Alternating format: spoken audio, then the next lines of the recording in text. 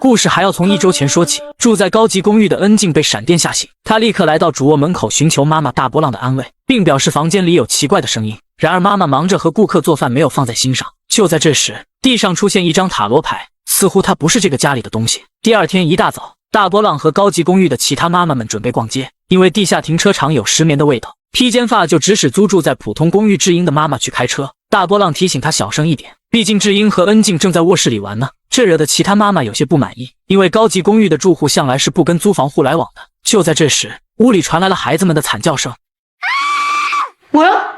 무슨일이야？ 에밀리！ 大波浪立即冲进房间，瞥见窗帘下有双小脚，他误以为是女儿的恶作剧，转头就去收拾乱糟糟的床铺去了。温馨提示：前方高能。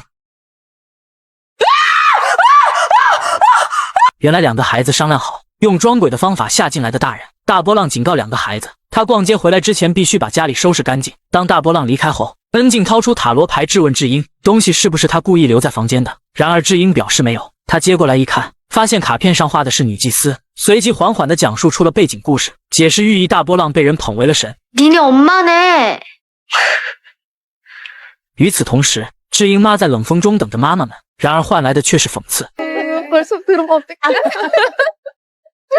只有大波浪觉得他在辛苦付出。路上披肩发好奇刚才俩孩子在房间怎么了，大波浪随口回了句他们拿自己的化妆品玩，结果披肩发嚷嚷智英怎么能随便画那么贵的东西呢？很明显这些话是说给智英妈听的。大波浪看出了他的窘境，直言玩就完了，不会让孩子赔的。智英妈听到这话心中一暖。没过一会，4人到了奢侈品店，披肩发唠叨一到这个时候，有些人就只会装作打电话，简直快把看不起刻在脸上了。选购完毕后，大波浪送给了智英妈一件 T 恤，他担心其他妈妈看不起他，表示没多少钱，只是一个心意。然而在智英妈看来，标签上的价格并不是他能负担得起的。另一边，俩孩子坐在一块玩化妆游戏，但智英不喜欢。没想到恩静撩起袖子露出一道伤疤，嚷嚷全是他害的。原来几天前，恩静所住的高级公寓莫名的出现一条流浪狗，不断的向他发起攻击。就在这千钧一发之际，智英突然出现，乱棒将狗打跑的同时救下了惊恐的恩静。至此2家大人成了好朋友，所以大波浪才会处处维护智英妈。可披肩发觉得差不多好断了这层关系了，旁边的马尾辫也随声附和，他总觉得智英妈很有心机。另一边，恩静的卧室突然传出撞击的声音。야 시끄러워。 나 아니야。 거기서 들리잖아。 话音未落，撞击声再次响起。智英表示昨天他看到有个人从床上掉下来。 어떤 여자가 거기서 머리부터 3번이나 떨어졌어. 쿵. 他强调地板上还有掉落的痕迹。当天晚上，恩静告诉妈妈，她不想和智英玩了，不仅因为对方住廉价的出租屋，甚至觉得她很烦。大波浪劝女儿，人偶尔要吃些垃圾食品，这样才能增加免疫力。当晚，恩静做了个噩梦，温馨提醒前方高能。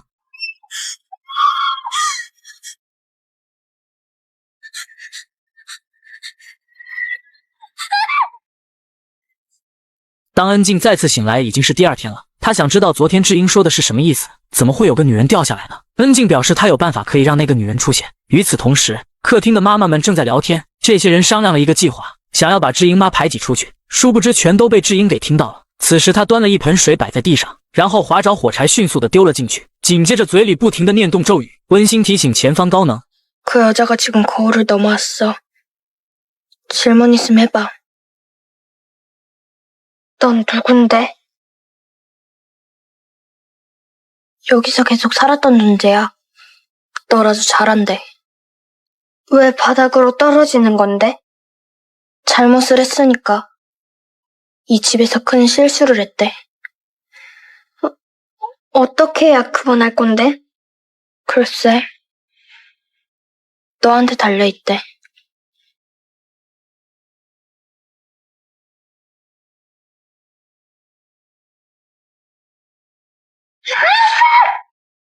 거울 보지 말랬잖아. 너 짜증나. 그만할래. 진짜 그만할 거야? 귀신 쫓아보낼 수도 있는데. 됐어. 너랑 따로 놀 거야. 另一边，妈妈们表示，智英不仅学习成绩不好，行为还很奇怪，总有人反映她偷东西。坐在一旁的大波浪也不像往常那样维护智英妈了，任由大人往孩子身上泼脏水。可有哪位母亲不相信自己的孩子呢？智英妈认为她的女儿不是那种人，随即表示想要去个卫生间，这才发生开头的一幕。恰好那副糗样被大波浪给看到了，此时恩静找不到他的玩偶了，于是一口咬定是智英偷的，或者是那个像乞丐的妈拿走了。智英听后气得和他扭打在了一起。恰好这时大波浪回到了家，不分青红皂白的把智英推倒在地，因为这个时候没必要再装下去了。紧接着便把智英妈叫到了家里，当着其他家长的面认定布偶就是智英偷的，甚至不听对方如何解释，话里话外都透露着傲慢与偏见，直接挑明人就该物以类聚。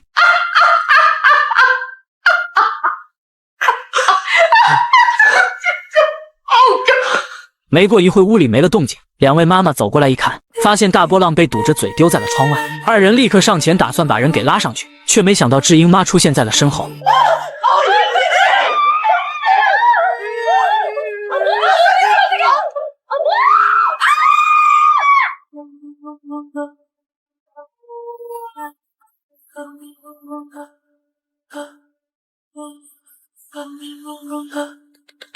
你以为是贫穷的人不甘受辱导致的报复？我想告诉你，故事并不是那样。就在智英妈解决完三人后，智英也走了过来，她不断地抚摸着妈妈的头，仿佛像安慰女儿一般。实际上，她把恩静也给杀害了。1个星期后，事故现场被警方保护了起来，而智英抚摸着妈妈，妈妈牵着那条咬人的狗坐在小区里。이번엔 꼭 좋은 친구 만들어줄게. 말 잘 들을게. 사람 너무 가리면 안 돼. 불량식품도 가끔 먹어야 돼. 随着智英的一声令下，狗狗寻找到了下一位朋友。只因外卖小哥拒绝了女顾客给的小费，他就被缝上了嘴巴，每天靠着喉部的导管进食。小哥名叫任俊，是附近有名的外卖王，无论客户的要求多么刁钻，他总能按时按点的完成。可随着工作时长的增加，经常能遇到一些恶作剧订单，比如将2大提矿泉水放在废弃车站的储物柜里，任俊一眼就看出订单有问题。柜子里不知道是谁放的一撮毛和一张名为女祭司的塔罗牌，任俊可没空管那么多，立刻回拨给客户，通知本次外卖服务已经结束。1天后，任俊接到一个送到618市的订单，备注上不仅关心外卖员注意安全，还画了2颗爱心。他认为客户一定是个可爱的女孩，随即按响了门铃。万万没想到开门的竟然是个胖妹，他尴尬的解释点3人份是和朋友一起吃。 신발이 한 개밖에 없긴 한데 안녕히 계세요. 잠깐만요. 胖妹关切地端出一杯事先准备好的水递了过来。虽然任俊十分的不想喝，但害怕胖妹给他差评，于是硬着头皮给干了。就在他一边好奇水为什么会那么咸，一边离开时，完全没注意胖妹扒在门缝上死死地盯着他。隔天，任俊再一次接到了胖妹的订单。 깜짝이. 맛있게 드세요. 배고프시죠? 아니요. 没想到胖妹听后抽回面包，转手递过来1万韩元的小费。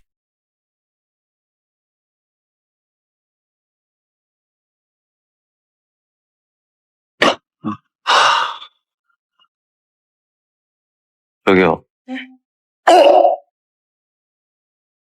对于外卖员的无礼，胖妹非但没有生气，反倒是认为再次相遇是种缘分。可任俊压根不吃这套，胖妹表示有办法让他给自己送外卖，随即脸色一沉，强调每晚6点55的单子必须接，然后砰的一声关上了门。果然晚上6点55来了新的订单，任俊稍显犹豫后还是咬牙接下了。他轻车熟路的来到618的门口，胖妹打开门，一边递上小费，一边要求2人聊聊天。 여자친구 있으세요? 아니요. 배달 다닐 때 여자 자주 보죠?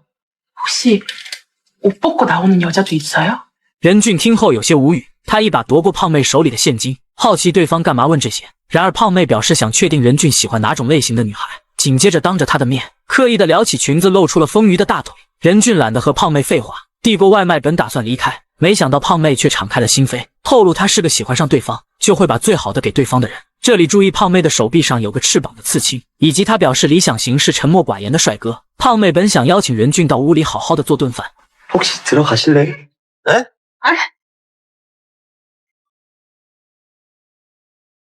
任俊实在是受够了胖妹的热情，随即一把将小费丢在了地上，警告以后别让他来，就离开了公寓。然而胖妹望着他离去的背影，愤怒地关上了门。第2天下午，任俊接到了朋友的电话，那头告诉他胖妹彻底的疯了，每30分钟就会下一次订单，似乎在找任俊呢。夜里任俊就接到总公司的电话，有位顾客进行了投诉，说他的眼神色眯眯的，总是对其进行骚扰。为了不被处罚，任俊再一次接下了618的订单。没想到这次胖妹的态度骤变，除了接买的外卖，只让任俊丢一袋普通的垃圾，之后便关上了门。虽然心里非常的不情愿，但看在1万韩元小费的份上，任俊提着垃圾带下了楼。然而走着走着却发现鞋子上有2滴红色的液体，这把他气得直接就将垃圾袋甩了出去。殊不知袋子里面装着什么东西。接下来的几天，任俊依旧给胖妹送外卖，丢普通的垃圾，然而垃圾袋越来越重，这不禁让他产生了好奇，于是趁着没人的空档打开了袋子，一股恶臭扑面袭来，而且里面还装着一块类似肉块的东西。任俊见状冒出个害人的想法，难道这东西是人肉？于是第二天他就问朋友有没有外卖员失踪，朋友想了想还真有一个，已经不见2周了。当天晚上，任俊像平常一样给胖妹送外卖，伺机在垃圾袋里取了个小样，回到家就用滴液进行了测试，结果显示红色液体真的是人血。自从得知真相后，他非常犹豫要不要报警。就在这时，6点55的订单又来了，咱也不知道任俊怎么想的，提着外卖就来到了618的门口。奇怪的是，怎么敲门都没人应。任俊鼓起勇气溜进了公寓，映入眼帘的是塑料门帘，可穿过去就有股腐烂的味道，满地满客厅都是装着垃圾的袋子。他硬着头皮来到了最里面，正中央是个手术台，似乎是用来分解什么东西用的。就在任俊想要逃跑时，忽然瞥见一旁的肉堆里有一块带有翅膀刺青的人体组织，同时角落里传来了熟悉的声音：那是一个浑身血淋淋的女人发出来的。任俊一眼就认出来，眼前的女人就是胖妹，他吓得退了一步，结果被事先布置好的捕兽夹夹断了腿，一瞬间就失去了逃跑的能力。而胖妹已经来到了他的面前，镜头一转，又一位外卖小哥来到了618的门口，他刚要敲门，里面的人就告知门是开着的。小哥走进屋里，惊讶地看到一个像狗被绑起来，靠着导管进食的人，嘴巴还被残忍地缝了起来。还记得胖妹说过的话吗？她最喜欢话少的男生。